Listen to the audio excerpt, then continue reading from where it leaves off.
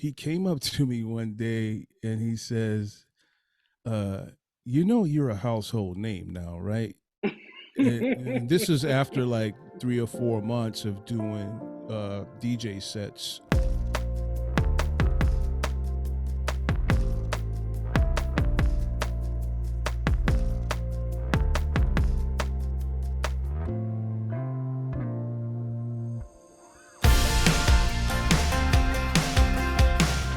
Hey, I'm Nick. I'm with Bandkind, and I am so excited to be here with DJ Maj. Maj, how are you?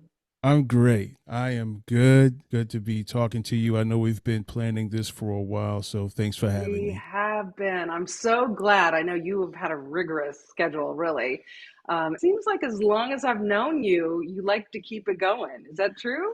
Yeah, I mean, like, especially post pandemic when we were, just kind of ready to get back out, and I just it's nothing I love more than travel and sharing gifts and leaving a good Mm. residue on communities. So it's just a joy of mine.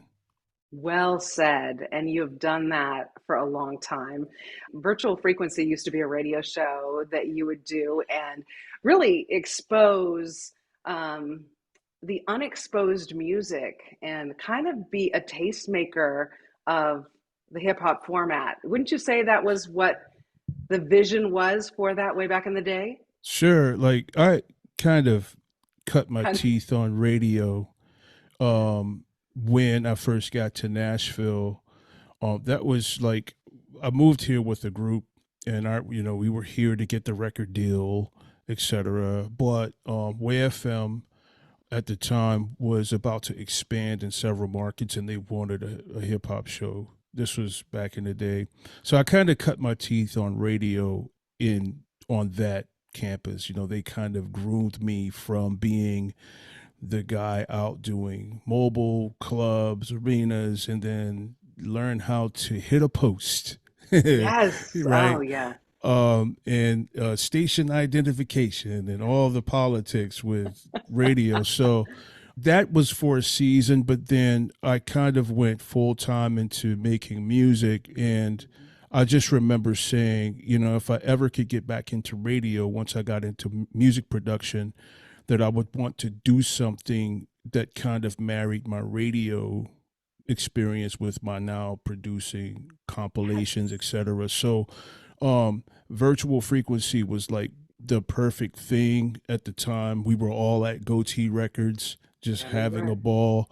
Yes. And I said, why can't I just kind of marry these things and let my marketing vehicle be a syndicated radio show? And you were a part of that. And we were able to get on Goo Gobs of markets all over the world and just kind of took off from there. So yeah, we were able to expose a lot of the content I was producing, as well as an assortment of hip hop artists at the time Yeah. who were doing that kind of music. So, I kind of felt fortunate to be able to say, hey, I'm going to do what I can to help advance this music, which now became the Lecrae's, the Andy Minios, the 1K Fuse, the Grits, and so on and so forth. It's a great Yeah. journey. When you had moved to Nashville to sign a record deal, and between that point and Wax Museum, what happened? A lot of Um, excitement? How did you pound the pavement there in town?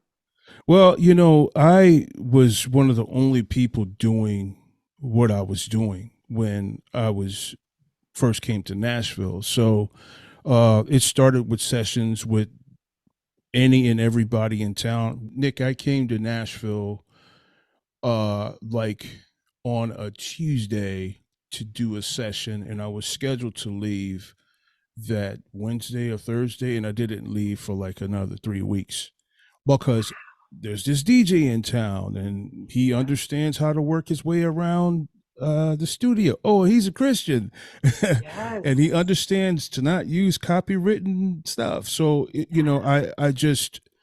I was fortunate in that the timing of my arrival was ripe Mm. for what was already going on here. So Mm. I am supposed to be here because Yeah. I'm not supposed to be here. So Mm. that's kind of my Wow. my journey. Yeah. Wow. So at Goatee Records, there you connected at a deeper level with the Goatee brothers, and obviously they were behind you with Wax Museum. And really, what you were able to do, in my opinion, on that is to bring artists into the fold Sure. and show their music in a different way than your radio show. A lot of this stuff that went on during the goatee days and the compilation series we did from Wax Museum to Full Plates to Yes. Ringleader, etc. That entire series was again just another passion to bring music to the forefront. Pandemic hits again, it's the same DNA. I'm like, Mm. yeah, it's the same DNA plus some. I mean, Yeah. my journey, I kind of began to evolve towards the EDM side of things. My Mm. roots have always been hip hop. Yeah. But as time went on, just stylistically, what I began to gravitate towards was Mm. the EDM stuff. I saw Steve Aoki in Las Vegas in 2013, and that was it. Yeah, Really? I was done. I'm like, before I didn't get the whole like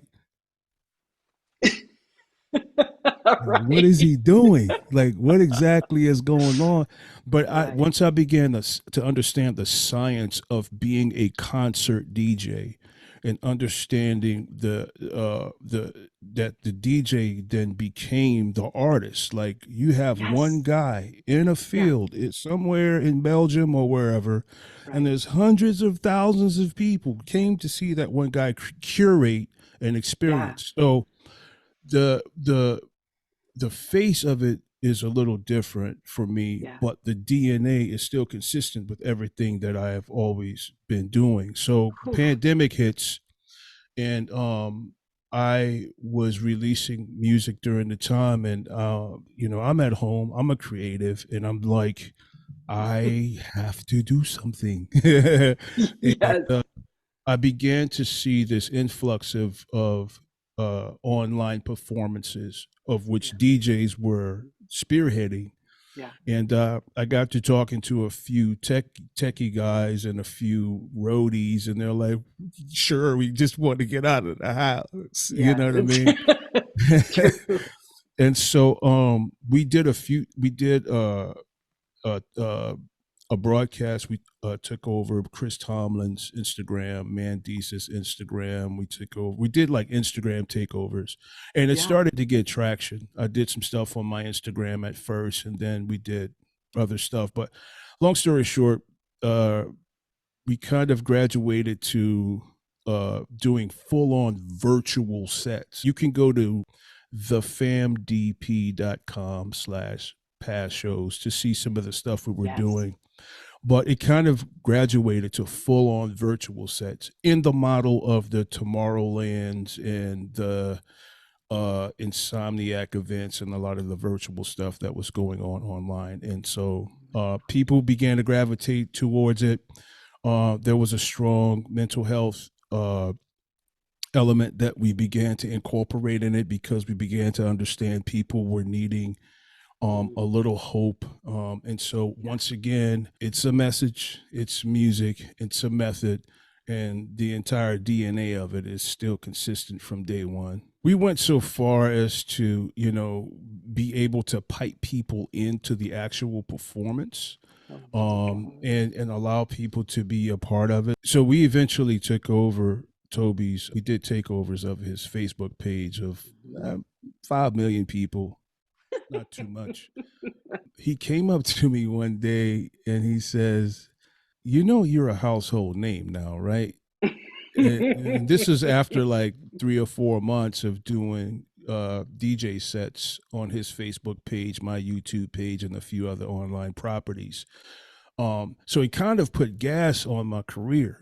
The Of course. pandemic just kind of elevated my entire situation. So that's opening doors for conversations, and we were Yes. thank God for the opportunity to leverage that into something positive. You have been on the stage in multiple aspects with TobyMac, as one of the tours that you're on pretty consistently, the Hits Deep tour, the theater tours. And I loved seeing you at the Dove Awards. That was so fun.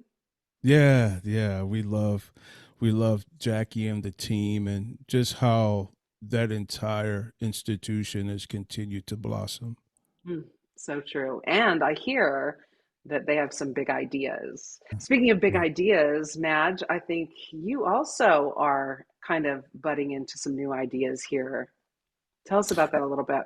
Sure. So, I received a phone call from a talent buyer in Myrtle Beach late last year, and we started conversations about me coming out to play this amazing venue in Myrtle Beach called Ground Zero. Wow.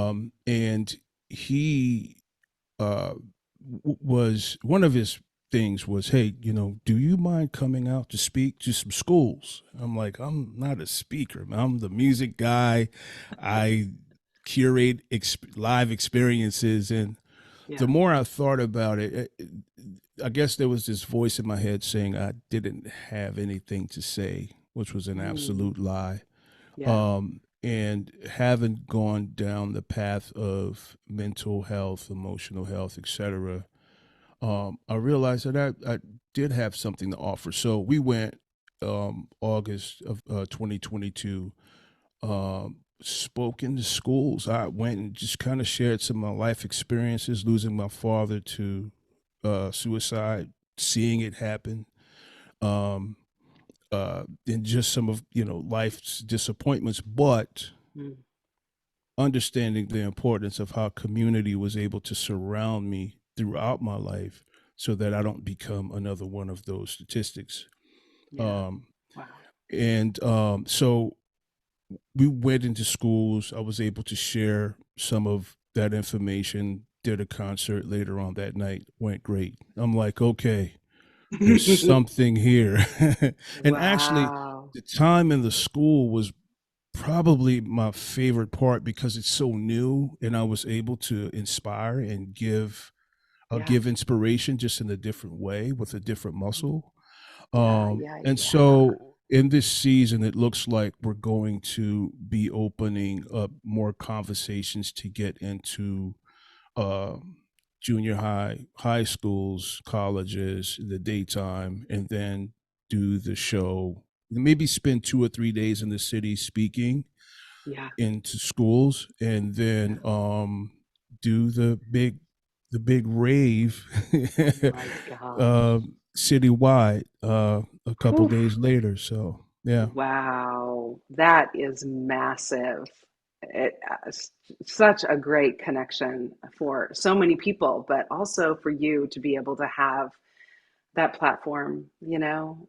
I mean, you're sure. always on a platform, and in so many ways, you are driving the energy of that platform. But this is, like you said, it's a different drive, using the same DNA, that energy, um, that goodness, to use a lyric.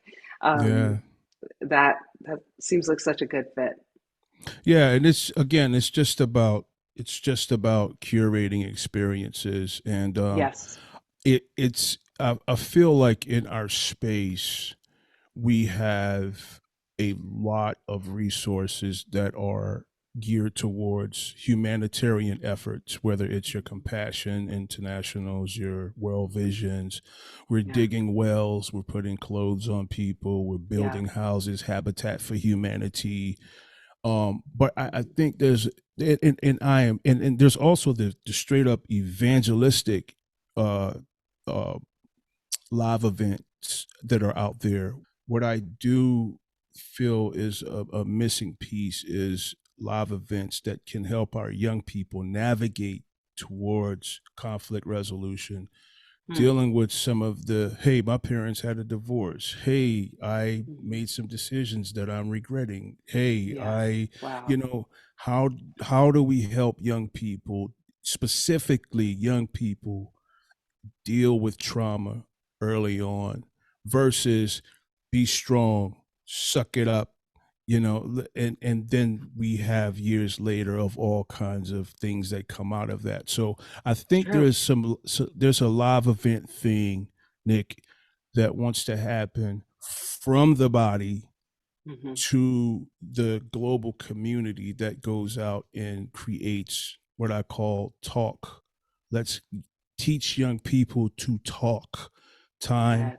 attention, love, kindness. That's big. I love that for you so much. I love that for the team. Well, we're gonna give it our best shot. Yeah, no doubt. No doubt. And two, just seeing light bulbs go on for people. I know that you've seen that before, and you're going to have more opportunities to see that as you're face to face in these schools.